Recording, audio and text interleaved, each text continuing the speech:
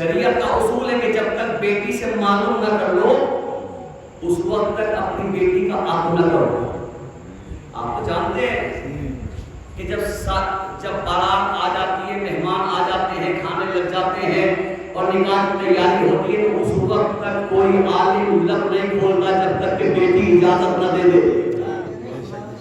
جب تک کہ بیٹی اجازت نہ دے دے اس وقت تک لب نہیں کھولتا.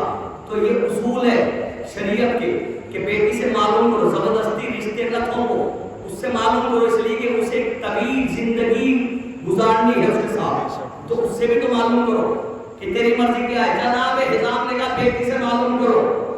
جناب سمامہ حجرے میں آئی، آنے کے بعد بیٹی سے کہا بیٹی ہمارے گھر رشتہ آیا ہے، تیرے لیے امیر کائنات کا رشتہ آیا ہے.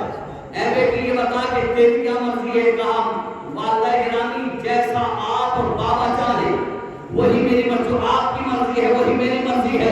اور اتنا کہنے کے بعد جناب ام المؤمنین نے کہا کہ مادر گرامی ہم تو ہمارا وہ قبیلہ ہے کہ ہمارے یہاں مردانے حجرے میں کون مرد آیا ہے گھر کی عورتوں کو خبر نہیں ہوتی. اتنا کہنے کے بعد کہا اماں آپ کی مرضی ہے، جہاں چاہیں وہاں رشتہ ہو جائے وہاں منسوخ کر دے. اور اتنا کہنے کے بعد جناب ام المؤمنین رونے لگی. جناب حزام کے کانوں میں رونے کی آواز گئی. پوچھا سمامہ بیٹی کے رونے